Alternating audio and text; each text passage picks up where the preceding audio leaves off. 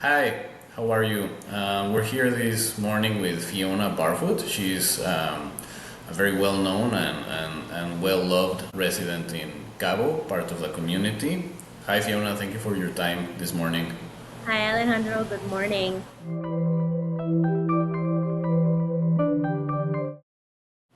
I have a few questions for you. They're mostly based around your work at the Sarahuaro Foundation, where you are a volunteer. I find this very interesting obviously, because of the great work that the foundation does, but also because of all the dynamics around it, especially in the sense of it being a bridge and even a lab for cross community collaboration in Cabo. But before we go into that, I want to ask you about your experience as a moderator of one of the largest Facebook groups in Cabo. So this is a place where visitors and residents share everything and ask questions about everything from dining tips to relocation advice. So what have you learned about the kind of communities that are forming around Cabo by moderating this group? So it has been really interesting. It's nice to see specifically on our page that we have a really good mix of Mexican nationals, people that have immigrated to Mexico, like myself, Americans and Canadians, as well as tourists. And it's as you said, I think a bridge was a really good word. So it bridges people that have been in the community for a long time, that are experts, people that are newer to the community, like myself, that just want to help and share and get more Cabo information out there. But it's nice to see the three groups really coming together collaboratively. It can be hard when you're in a very tourist centric area to create a community. And online community is a pretty cool spot. We have 205,000 people, right? And they're all helping each other for the most part. So it's a cool thing to be a part of, and it's a great way to sort of get your touch on the pulse of what's happening in the community. As an example, after we had the storm Lorena, many of the people that were coming to visit weren't asking, is it still going to be okay for me to sit on the beach? They were asking, how can I help? Is there a cleanup effort? Can I donate? And how fabulous is that, right? People aren't asking about where to go for dinner. They're really asking to come and help in a place that they're visiting. So I love that aspect of it. So just to recap, the three communities that you mentioned that are strongest in the group are visitors, immigrants, and the third one, which one was it? Mexican nationals. Mexican Yeah, nationals. we have so many people that can offer their expertise across all sorts of things touristy, but also in that example, like I used with the Storm Lorena, people that had insider information because they're local and they knew where to go and they knew what communities needed help. And that's a super cool thing, and it's such a great way to share. You've chosen to dedicate part of your time to working with Fundación Sarahuaro, right? So tell us, how did you first become involved with the foundation, and what about its mission spoke to you? So I became involved through a personal friend. She said to me, Fiona, I know that this is going to be of interest to you. Will you come and meet with the foundation director, Nancy, and her counterpart, Carolina? And I said, of course, certainly. And it only took me about 15 minutes to sit with them. They have such a cool and different approach to the poverty cycle. And what they do is they work together with their four different programs to sort of create change, and each piece of that program hits a different piece of the poverty cycle. And there's a lot of empowerment in what they do for the people that are participating, the mums and the kids and the dads. And I think that when you empower somebody and give them confidence in what they're doing, it's a game changer, right? So they have four different programs, starting with their kids' kitchens, and these are in the schools. We all know that you can't learn if you're hungry, right? And for a lot of these kids, it's their main meal of the day. And really that is two-prong, right? We want to feed some hungry tummies, but also so that kids can get focused and succeed in their daily studies, right? And a nice thing about that program is that the moms are required to volunteer in the kitchens. And we were just talking about building community. That's how we build community as well, right? Through volunteer network, through the moms getting to know each other. That's a time as well for the kids, for the moms to connect and tell their stories and speak about what's on their minds daily. And then they also have the Women's Development Center. And this is a really cool tool where some of the moms can get a personal certification, for example, massage therapy. And they also take English classes, right, to strengthen their English, and some basic computing and basic life skills. And this is a great confidence builder program. A lot of our moms are coming out of abusive situations, and this is what they need to sort of get them back on that step. As well as the Artisan Program, which is another program where the moms can learn to create artwork and sell that. And the reason, you asked my reason, my why is the prevention program. So what we haven't seen a lot of necessarily what I haven't seen a lot of in Cabo, in certain parts of Mexico, is a discussion around sex education or reproductive rights, emotional health, and consent, right? So breaking those barriers down from the top up, so starting with the teachers, they take the class, the parents take the class, the kids take the class. It's so interesting to see the little light bulb go off. Oh, that's not okay, or this is okay, or I can, and I think that was the game changer for me. I thought that piece of education was just so super important.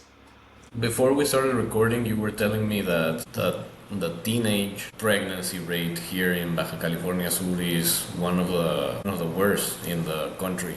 And a lot of that is education, but it's also modeling of behavior, right? If for example your mother gave birth to you at 14, that's a normalized behavior. Not to say that that's wrong, right? But generally speaking, if we can get kids through their full suite of education without having another mouth to feed or a baby to take care of, it increases success. And it's just for both the girls and the boys to know that we don't have to model this behavior. It can be behavior that's changed, right? We can get through school and get work under our belts and before we start thinking about more babies. But a big thing too is, it's the emotional health as well, right? You're not given as good of a chance if you've got all these extra stresses on you, essentially as a child, to move forward. So just the discussion piece is such a big deal. We need to get that teen pregnancy number down. Yeah. Do you have a story that you would like to share with us about a mother or a child that really whose life changed, for the better thanks to the foundation? I do actually, without naming names. So we had one of our volunteer moms came to Sarahuaro. She was unemployed and trapped in violence. She started with taking the life skills class in the Artisan Program and volunteering at the kitchen. Volunteering at the kitchen meant that her kids were seeing her every day at lunchtime, which is nice, but also getting a nice nutritious meal. She started to connect and build community with some of the other moms, went on to run her own small business, and both of her children have now graduated from university. Big deal, right? And I think part of this is they're getting more than an education or going through a program. It's like a pathway to their dignity, right? It's a pathway to dignity. It's a pathway to independence. It's building confidence. And the trickle down effect that we have is with strong parents in the home or with a strong mom in the home showing, I can overcome this, I can do this. What a confidence builder for the kids as well, right? It's setting a new family foundation, which is so important in that poverty cycle. So everything that the foundation does, it's resource intensive. and it's also labor intensive. Like it's hours and hours of work. And what I want to ask you is that Cabo is often seen just as a luxury travel destination. So how do you navigate the communication of the needs of the community here, the most vulnerable parts of the community, without creating this divide that can be unsurmountable between visitors and locals? So basically, how do you connect and bridge these two communities? It's a tough one, right? Because in Cabo we're getting a lot of tourists, and it's not sexy, right? It's not necessarily what you want to see on your vacation. You know, people come in with blinders on. They go from the airport to their 5-star hotel and they lay on the beach. What has been surprising to me, and it's such a nice surprise, is that so many people do ask, how can I help? And there's so many ways to help in so many different ways. Of course, with any charitable donation, money is always number one, right? Money is king. Funding programs is expensive. But having people go to the school programs, which you can do, you can go through and do a tour and see the school programs, is really a good first step. We're seeing more and more people ask how they can donate their time to not just Sarahuaro, but many amazing organizations that we have in Cabo, how they can donate their time. We have people that are bringing down suitcases with gently used clothing or school supplies, right? And that's such a big way to help, especially if you're visiting from the US or Canada, where these things are more readily available and less expensive. Just to bring down school supplies for the kids is so amazing and helpful. There's lots of different ways. I think we need to look, for those of us that live in Cabo full time, like myself, you see both sides of the coin. It's what makes Cabo Cabo, right? Certainly, we need more help on that front, but I think just people acknowledging that it exists and starting to want to help is a big deal. And I know within my own community of people that have immigrated to Mexico from Canada and the U.S., there's a big push every year at holidays and things like that to all get together and make a difference and make a donation. And that's strengthening your little internal community, the girls you play pickleball with or what have you, as well as the larger community as a whole, because you need to involve yourself in where you live. Otherwise, why are you there, right? Yeah, so that's interesting to me, because I would have expected people that are part-time residents or foreigners, immigrants that live here full-time, and locals to be involved in a foundation like the one we're talking about, Sarahuaro. But just visitors, people that come here for a few days or a week, you're saying that they are also interested in collaborating. It's becoming more and more prevalent. I mean, I certainly also share a lot. So, with the permission of anybody that I'm taking photos of, to give an example, when we go into the colonias on a Saturday morning and we take Costco chickens and food for the kids and school supplies and things for the babies, right? I will post things like that. It's not to pat myself on the back. It's to say, this is a reality. So this is another reality of the place that you're visiting. I also think that a lot of people find Cabo quite special. And what may have happened is they may have been on the beach and had a beach day and met a vendor that they really connected with, right? They may have gone to a restaurant and had great service and met a waiter that they really connected with. These friendships start to form, and people will come back year over year, and they want to help. They want to support. Cabo has a special place in their heart, and they want to give back. But yeah, this year we have seen more and more. People are bringing things down in an extra suitcase. I had one lady last year. She said, "I've got 300 soccer jerseys. I've got them here ready to bring." And I said, "Great, I'll e-transfer you the money to bring down an extra suitcase on me." right? Let's just get it down here. And I think we're seeing more and more of that. It's such a cool thing. These people are just visitors and they want to help. Yeah, like you say, it's a very special place here because of many things, but one of them is that it's a very multicultural town. And maybe that's not something that you see right away, but it is because there's people here from, first of all, from all over Mexico, and Mexico's cultures are very different from one from another, like the south from the north, and etc. And there's a big community from the United States and Canada and other parts of the world as well.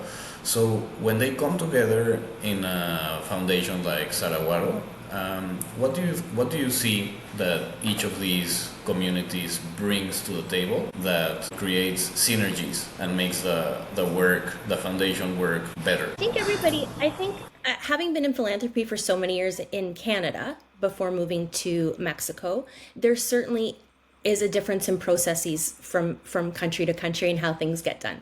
So there's two ways to look at it. There's the frustrated way, right? Which I think when a lot of us first moved to Mexico, we have that little bit of frustration. Why isn't it going faster? Why doesn't it work the same way that it did at home? You know, there's a lot of whys. This can really be an opportunity, and it's a learning opportunity, right? From a cultural perspective, I have had to learn culturally that some things are just not said the same way or discussed the same way or moved the same way. I'll give you a funny small example. So many times I would speak to somebody and I'd say, Alejandro, what's happening with this and this? And you would say to me, oh, buenos dias, Fiona. Let me tell you, this one small thing, buenos dias or buenos tardes, to start a conversation. I didn't know that I was being impolite. I pride myself on being polite. I didn't know that I was being impolite. So that's a small aside, but one of the things that I think we can learn from each other are best practices and processes, right? Every country has its own way of doing things, and bringing it all together, maybe we can make it faster, stronger, bigger, but also having another input from another part of the world perhaps opens it up to more people that live or are from that part, right? Having things tweaked a little American way maybe gets us more donators from the US, right? So it's just learning from one another and just using the strengths, really. Definitely. So looking ahead, Cabo is a place that's changing a lot and very fast. The growth rate, both in terms of population and of GDP, is well above the average in Mexico. So it's a very fluid place to live. What is your particular vision for Cabo? If locals, visitors, and immigrants or part-time residents keep building these bridges and keep collaborating, keep doing these community collaborations for the improvement of the whole society. I mean, I think ideally anywhere you want to try and bridge the gap between the haves and the have-nots, right? Between the rich and poor. We see a very large gap in Cabo. It's quite evident when you go from one neighborhood to another neighborhood. Will that ever go away? Your guess is as good as mine. It's a nice dream, but I think bridging that a little bit, if we help people rise up and break some poverty cycle, it's a net benefit to everybody involved, right? It really is. And I think more and more people that are not Mexican nationals getting involved can maybe be seen as frustrating by some. Everybody comes with their own way of doing things, but the goal would be to have a more level playing field, right? So that more people had opportunities, so that more kids were fed properly and going through school, so that we didn't have the same levels of unemployment and poverty. And I don't think that's a Cabo goal. I think that's a goal everywhere we look. I'm Canadian. I'm in Canada right now. I too see poverty all around me and the other side, right? So it's a human goal, but it would be nice for all of us in Cabo to give just a little bit more. It doesn't have to be money. It can be time. It can be giving a damn, quite frankly, and posting something or making a statement, right? Just a little more give. would be nice. Yeah, of course. That's from the economic perspective, and I agree completely with you. I would also add that it is an example, and there's room to make it an even better example of a place where three countries, that is Mexico, the US, and Canada, work together and live together and build a city together. So I think that's super interesting, and I am very hopeful about that. Fiona, thank you for your time. When you get back to Cabo, let's do this again in person with a cup of coffee. Thank you. I'll chat with you soon.